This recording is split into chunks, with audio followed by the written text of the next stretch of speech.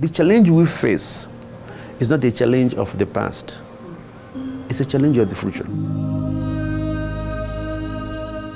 How do you build a future where we can live inclusively? Alice is, I think, a really consummate facilitator. Alice has a capacity to get people who are in extreme situations of conflict and mistrust to trust her. We don't have so many women mediators.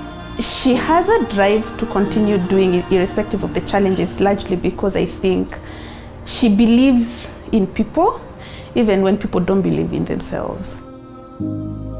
The peace agreements that Alice facilitated in Nakuru, in Plateau, and Kaduna states in Nigeria are in themselves affirmations that a pluralist agenda is what these communities want going forward, and they're committing themselves to pluralism through the agreements that Alice has drafted. To see the smile in the face of a community member who can then go back to his or her house and not be afraid that the neighbors will come again in the night to attack. Nothing could be more powerful than that.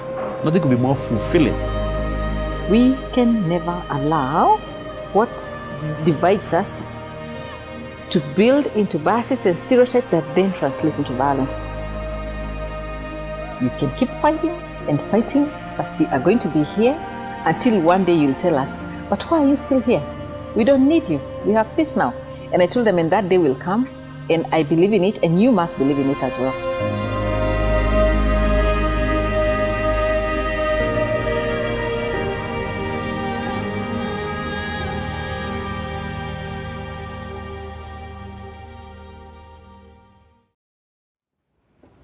We can stand so everybody can see you. Welcome.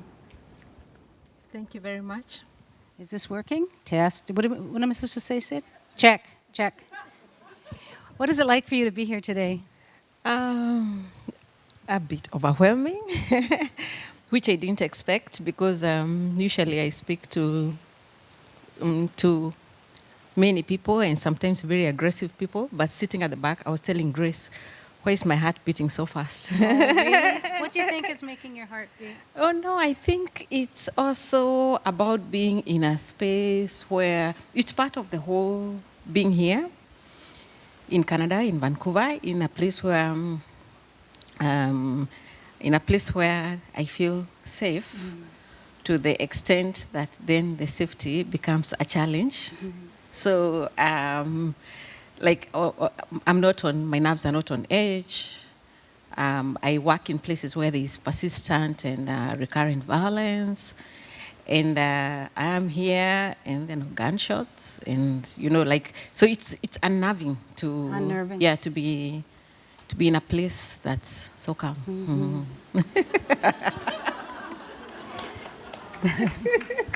That fits so well, in fact, with the conversations today. You think that there's a tiger after you. Did you hear when they were talking about you feel as though you're unsafe, even when that's not real because you've been under that so often. But I'm so glad that you're feeling at peace here.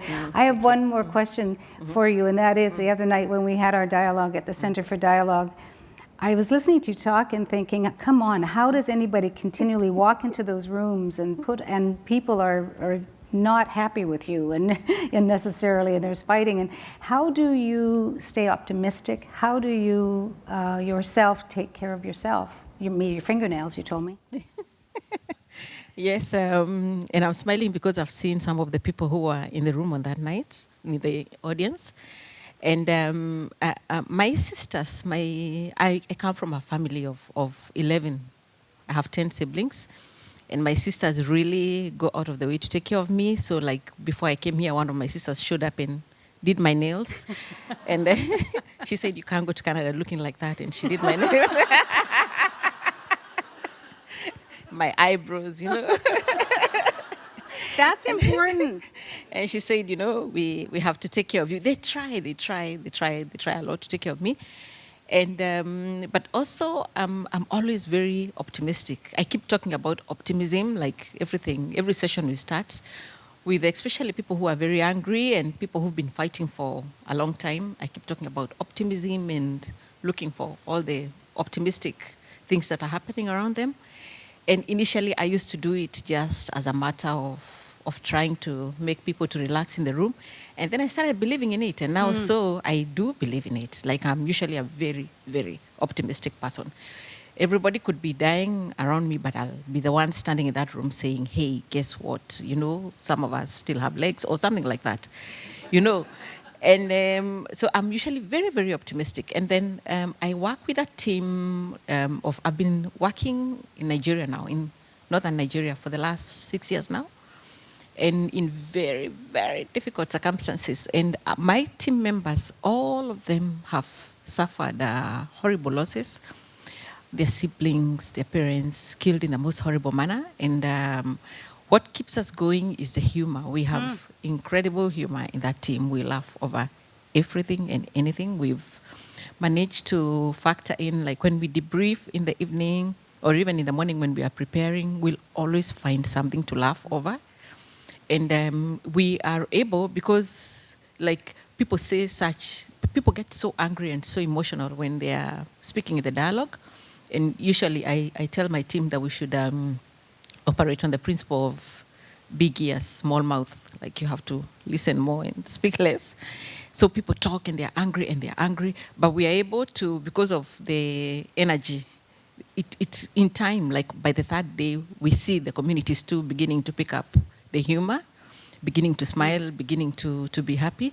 So always when we are done with the dialogues, and they take a long time, like sometimes 16 months, 18 months, 2 years, when we are done and we get the feedback from the communities in terms of what they really got out of the process, they always say there was always something about how the team related, all that laughter, all that, you know, that kind of thing. And then even in terms of dressing, the team, I always ask the team, do I look okay, like before I go out to the communities? Because I always feel that I want people to remember what I said, not what I was wearing.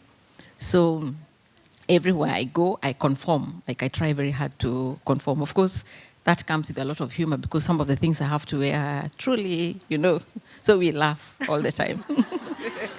Thank you so much for coming. And I'm sure that many people will want to have conversations with you when they see you over the next couple of days. Are you comfortable with a hug?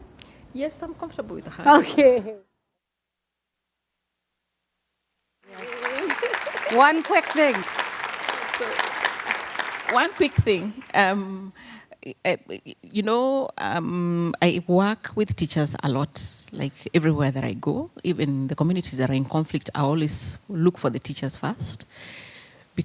And I always tell the teachers, you know, like here I am, I'm a woman, I mediate armed conflict, and that's unusual.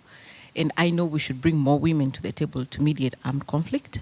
But with you teachers, we can actually be able to bring up a generation that makes people like me irrelevant, so that we don't have to be there mediating armed conflict, so we will not have armed conflict at all.